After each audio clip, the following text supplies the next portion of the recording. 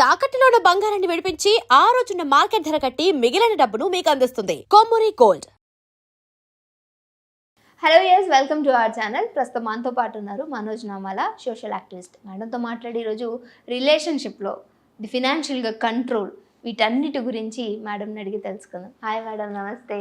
Hi రేప్కా. Madam, ఒక రిలేషన్షిప్లో financial control ఉండాలి అంటారా? ఫినాన్షియల్ కంట్రోల్ అని ఉండాలని అడిగావు నువ్వు.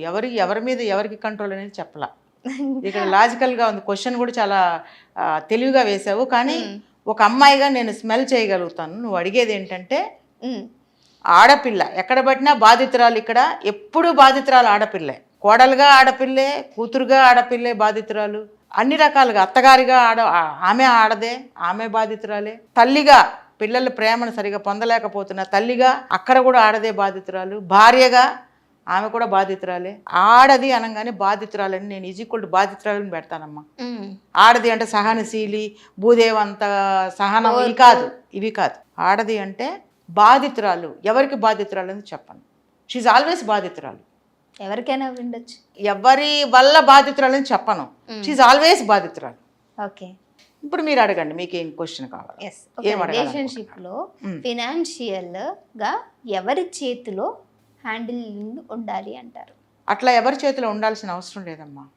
ఏదైనా కానీ భార్యాభర్తలు అనేటువంటిది ఇవాళ రేపట్లో, పాత రోజుల్లో ఏంటంటే భర్త ఉద్యోగానికి వెళ్తే భార్య ఇంట్లో కూర్చుని హాయిగా 11 గంటలకు వంట గంట చేసేసి భర్త క్యారియర్ పెట్టి వెళ్ళిపోతే ఆయన సాయంత్రం ఇంటికి వచ్చేవాడు. ఈవిడ పగలంతా మిగిలిన పనులు కంప్లీట్ చేసుకుని రెస్ట్ తీసుకుని పక్కన ఫ్రెండ్సో లేకపోతే ఎవరు ఉంటే వాళ్ళతో మంచి మాటలు, ఆ మాట ఈ మాట మాట్లాడుకుని, సోషల్ అవేర్నెస్ కావాలి కదా ఆమెకు కూడా, ఏదో కాస్త పిచ్చాపాటి కబుర్లు చెప్పుకొని కాలక్షేపం చేసుకొని మళ్ళీ భర్త వచ్చే టయానికి ఆవిడ శుభ్రంగా మంచిగా రెడీ అయ్యి ఆయన రాగానే మంచి నవ్వుతూ చిరునవ్వుతో ఆహ్వానం పలికి ఆయనకి కావాల్సిన భోజనం వండి పెట్టి ఆయన్ని చూసుకునేటువంటి భార్యలు ఆ రోజుల్లో ఉండేవాళ్ళు. ఎందుకంటే వాళ్ళకి అప్పుడు ఎడ్యుకేషన్ లేదు, వాళ్ళు బయటికి వెళ్ళి ఉద్యోగాలు చేయరు. ఎందుకంటే భర్త అంటే భర్త అనేవాడు భరించువాడు, బయటికి వెళ్ళి వచ్చేది భర్త అనేటువంటి కాన్సెప్ట్లో భార్యలు వాళ్ళని చాలా వాల్యుబుల్గా చూసేవాళ్ళు.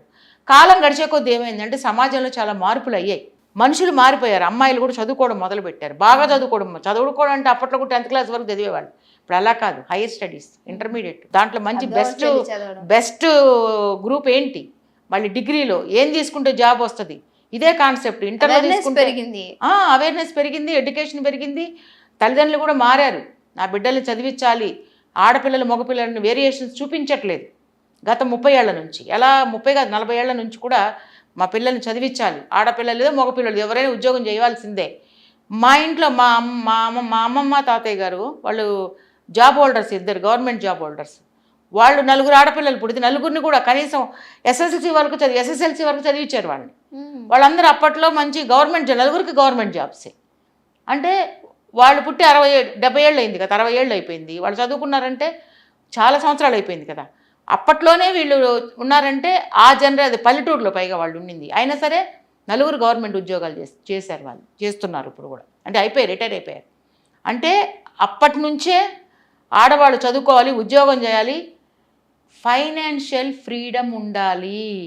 ఎందుకు ఉద్యోగం? Financial freedom. ప్రతిదానికి భర్త మీద ఆధారపడకూడదు. ప్రతిదానికి తండ్రి అనుకుంటాడు నేను 25 ఏళ్ళు 20 ఏళ్ళు పెంచాను, 25 లేదు 25 అంటే ఇప్పుడు పెళ్ళిళ్ళు, అప్పట్లో 20 ఏళ్ళకే పెళ్లి చేసేవాళ్ళు. 20 సంవత్సరాలు నా బిడ్డను నేను పెంచి పెద్ద చేశాను, వేరే వాళ్ళ ఇంటికి పోయాను అనుకోండి, వెళ్ళింది అనుకోండి మా అమ్మాయి, అక్కడ మా అమ్మాయికి కావాల్సిన ఖర్చులకి ఎవరిని అడుక్కుంటుంది? సో మనం చదివిస్తున్నాం కాబట్టి ఉద్యోగం కూడా చేపించేస్తే ఆ పిల్ల కూడా భర్తతో పాటు ఆమె కూడా ఒక 10వ పరకో తెచ్చుకుని తన సొంత ఖర్చులకి తన ఓన్గా తను స్వేచ్ఛగా ఖర్చు పెట్టుకోవడానికి ప్రతిదానికి చేయి చాపకుండా భర్త దగ్గర తనకు అదేంటి, it's nothing but financial freedom. Financial freedom అంటే భర్తను కొట్టి డబ్బులు లాక్కోమని కాదు, ఇక్కడ మొత్తం నాకు ఇచ్చే నేను చూసుకుంటాను కాదు, అసలు అంత అవసరం లేదు. ఆమె ఖర్చులకి ఆమె స్వతంత్రంగా తన పుట్టింటి వాళ్ళలో, తన తోబుట్టువులో తనకు కావలసిన వాళ్ళు ఎవరైనా వచ్చినప్పుడు 10 రూపాయలు ఫ్రీగా సంతోషంగా. మీకు ఒక విషయం తెలుసమ్మా, మన బంధువులు కానీ మన అమ్మ కానీ నాన్న కానీ మనకి డబ్బులు ఇచ్చేటప్పుడు మనకు ఆనందం ఉండదంట పెద్దగా, అబ్బా తీసుకుంటున్నామే అని ఫీలింగ్ ఉంటుందంట. అదే మనం ఒకరికి పెడుతున్నాం అనుకోండి, ఆ కిక్కే వేరబ్బా నిజంగా. మనం ఎవరికైనా పెడుతున్నాం అనుకో, ఆ హ్యాపీనెస్ ఒక నాకు అది తెలియదు సైన్స్, కానీ హార్మోన్స్ ఏదో రిలీజ్ అవుతాయంట ఆ టైంలో మనకి. సంతోషకరమైన హార్మోన్స్. డొపోమోసన్. అది ఒక హ్యాపీనెస్. ఎవరికి డబ్బులు ఇస్తుంటే మనకి ఏదో చాలా గొప్పగా ఫీల్ అవుతామంట. అలా భార్యకి అడగకుండా డబ్బులు ఇచ్చే మగవాళ్ళు ఉంటే ఓకే, ఫైనాన్షియల్ ఫ్రీడమ్ ఉన్నట్టే. అలా కాకుండా నా డబ్బు నా దగ్గర పెట్టుకుంటాను, బట్ నువ్వు సంపాదించింది కూడా నాకే ఇవ్వు, అదేంటి ఫ్రీడమ్ని దోచుకోవడం అంటారు. ఇదెక్కడ న్యాయం? నువ్వు సంపాదిస్తున్నావు పొద్దున్న సాయం దాకా, అది సంపాదిస్తుంది పొద్దున్న సాయం దాకా, నీ డబ్బులు నీ దగ్గర పెట్టుకుంటున్నావు, దాని డబ్బు నీ ఎందుకు తీసుకోవాలి? నీకెందుకు ఇవ్వాలి అసలు? ఆమె కష్టార్జితం కదా అది, ఇంట్లోకి అవసరమైతే వాడుతుంది.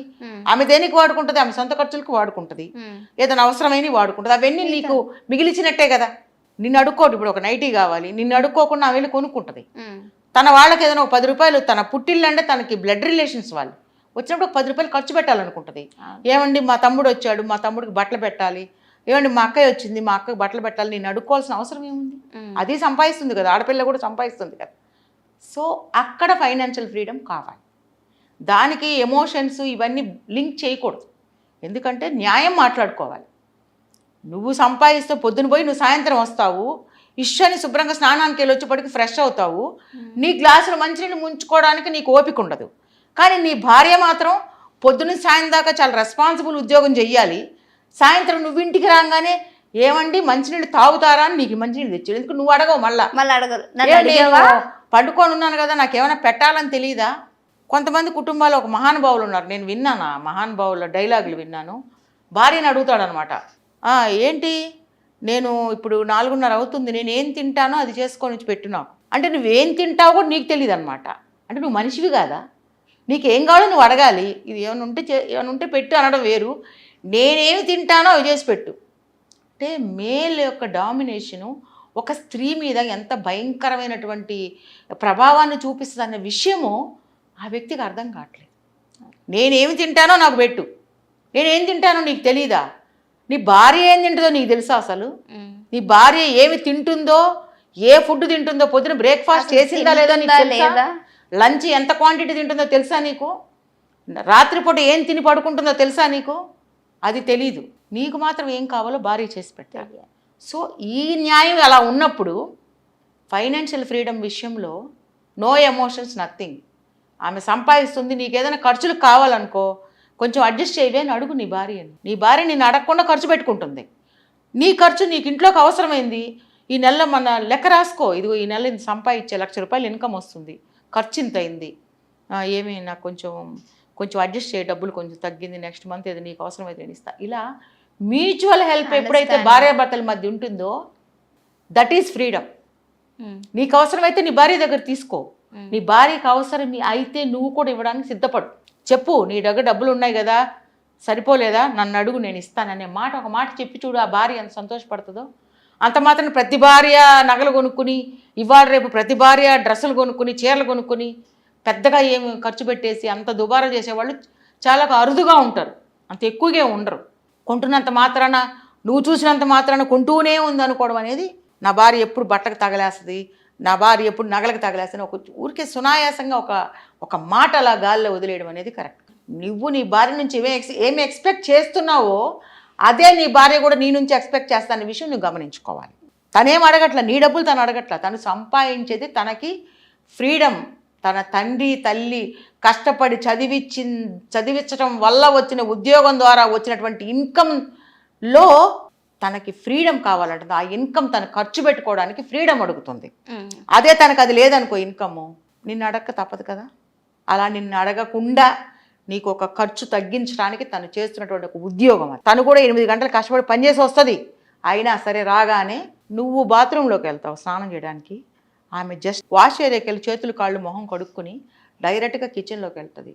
అంటే మిగిలినటువంటి నెక్స్ట్ రోలు ఒక మదరు, ఒక వైఫు, ఒక అత్తగారు, అన్ని రోల్స్ తను తీసుకొని అంత స్ట్రెయిన్ అయినా కూడా, అది తన శరీరంలో బాధలు ఉన్నా కూడా బయట పెట్టుకోకుండా వంట కంప్లీట్ చేసి మళ్ళీ నీ గిన్నెలోకి అన్నం పెట్టేటువంటిది ఒక ఆడదానికి నువ్వు ఫైనాన్షియల్ ఫ్రీడమ్ కాదు తెచ్చి మొత్తం నీ జీతం కూడా ఆమెకి ఇచ్చి నువ్వు మెయింటైన్ చేయవే అని చెప్పినా కూడా గ్రేటే. కానీ అంత పెయిన్ వాళ్ళు తీసుకోరు. వాళ్ళు ఏమంటారు, ఆడవాళ్ళు ఏమంటారు తెలుసు, నేను చాలామందిని అబ్జర్వ్ చేశాను, మాకెందుకమ్మా ఆయన రన్ చేస్తున్నాడు చాలు, నాకు హాయిగా ఉంది, ఏదో నాకు ఇస్తే చాలు, అసలు నా డబ్బులు నన్ను ఖర్చు పెట్టుకుని చాలు అనేటువంటి ఆడవాళ్ళని నేను ఎంతో మంది చూసాను. కాబట్టి ఫైనాన్షియల్ ఫ్రీడమ్కి ఎమోషన్స్కి సంబంధం లేదు. న్యాయంగా ఉండాలి ఆ విషయంలో. సంపాదిస్తుంది, ఇంట్లోకి అవసరం అయితే ఖర్చు పెడుతుంది, పిల్లాడికి అవసరం, కూతురికి అవసరం. కాలేజీకి వెళ్తే ఎవరు అడుగుతారు? నువ్వు నాన్నవి, నువ్వు 8:30కి వెళ్ళిపోతావు, పిల్లలు 10ంటికి కాలేజీకి బయలుదేరారు, లేటుకి వెళ్ళారనుకో, వెళ్ళేటప్పుడు ఎవరు ఇస్తారు డబ్బులు? అమ్మే ఇస్తుంది. ఆమె డ్యూటీకి వెళ్ళేటప్పుడు కూడా పిల్లల్ని గమనిస్తుంది, ఏమ్మా డబ్బులు ఉన్నాయా లేదా, బస్కి డబ్బులు ఉన్నాయా, లేకపోతే బండిలో పెట్రోల్ ఉందా అని అడిగేది కూడా తల్లే. కాబట్టి ఆమెకి ఫైనాన్షియల్ ఫ్రీడమ్ ఇచ్చినంత మాత్రాన నష్టమయ్యేది ఏమీ లేదు. ఒక ఆడదాని యొక్క అవసరాన్ని లేకపోతే ఆడదాని యొక్క స్వేచ్ఛని కాపాడిన వాడివి అవుతావు. అయితే ఫినాన్షియల్గా ఎమోషనల్స్కి మధ్య బౌండరీస్ పెట్టొచ్చు అంటారా మేడం రిలేషన్షిప్లో? బౌండరీస్ అంటే ఎమోషన్స్కి దీనికి సంబంధం లేదు అసలు. ఎమోషన్స్ ఎందుకు ఇన్వాల్వ్ చేస్తారు దాంట్లోకి? Financial freedom is different. దాంట్లో ఎమోషన్స్ ఇన్వాల్వ్మెంట్ ఎందుకు అవ్వాలి? ఎమోషనల్ అవ్వకూడదు. ఎమోషన్స్ దానికి సంబంధం లేదు, అది వేరే ఛానల్. అది ఫైనాన్షియల్ అంటే ఫైనాన్షియల్, ఎమోషన్స్ దానికి లింక్ చేయకూడదు. దానివల్ల మనస్మర్దలు, బాధలు అవన్నీ వస్తాయి. కాబట్టి అవన్నీ దాంట్లో ఇన్వాల్వ్ కాకుండా, నాకు ఇది కావాలి మీరు ఇవ్వండి, నేను సంపాదించుకున్నాను కాబట్టి నేను ఇందులో ఇది వాడుకుంటాను. ఒకవేళ ఈమె దగ్గర ఎక్కువ డబ్బులు ఉందనుకో, భర్తకి ఇచ్చేయండి, ఇది మీరు దాయండి, నీకు చేత కాకపోతే ఆయనకి ఇచ్చి మీరు చూడండి, ఈ డబ్బులు నా దగ్గర ఎక్కువ ఉంది, ఇది వాడండి, ఇది పిల్లల కోసం అట్టి పెట్టండి చెప్పడం తప్పు కాదు. ఇవాళ రేపు ఆడవాళ్లే సేవింగ్స్ కూడా మొదలు పెడుతున్నారు. పిల్లల కోసం ఫైనాన్షియల్గా వాళ్ళు చాలా ప్లానింగ్తో ఉంటున్నారు. ఎందుకంటే మనం ఇందాక చెప్పాం కదా, ఎడ్యుకేటెడ్. ఇవాళ రేపు ఎడ్యుకేషన్ ఎక్కువ అయిపోయింది.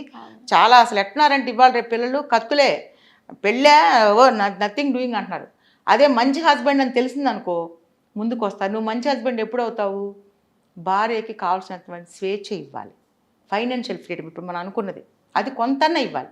మరి స్వేచ్ఛగా అది నీ డబ్బులు తీసుకొచ్చి ఆమెకి ఇచ్చి నీ నెతికేసి కొట్టుకో, నువ్వు ఏమన్నా చేసుకో అని డబ్బులు పడేసి అట్లా కాదు. ఇద్దరు కూర్చుని మాట్లాడుకోండి, ఇదిగో ఈ ఖర్చులు ఎంత ఉంది, ఇంత ఉంది, నీ సపోర్ట్ నాకు కావాలి అని భార్యతో కూర్చుని మాట్లాడాము. ఎందుకు ఇవ్వదు? నీదిగో నీ డబ్బులు, ఇదిగో ఈ 10,000 20,000 నువ్వు వాడుకో, నీ ఖర్చులకు వాడుకొని సంతోషంగా నిండు మనసుతో పళ్ళంతా అంటే సంతోషమైన పళ్ళు బయట పెట్టి సంతోషంగా ఇవ్వు నీ భార్యకి. హ్యాపీగా తీసుకుంటుంది, ఇంకా రెట్టింపుగా నీకు అది దాచిపెట్టి ఇంకా నీకే సపోర్ట్ చేస్తుంది. సో అలా ఆ బలహీనత భార్య దగ్గర మీరు గమనించినట్లయితే మీకు లైఫ్ లాంగ్ హ్యాపీనెస్సే ఉంటుంది.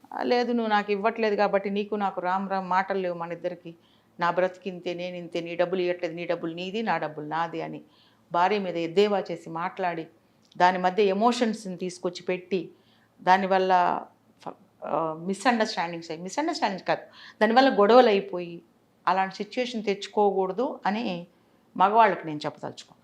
Thank you so much madam. మంచి థ్యాంక్ యూ.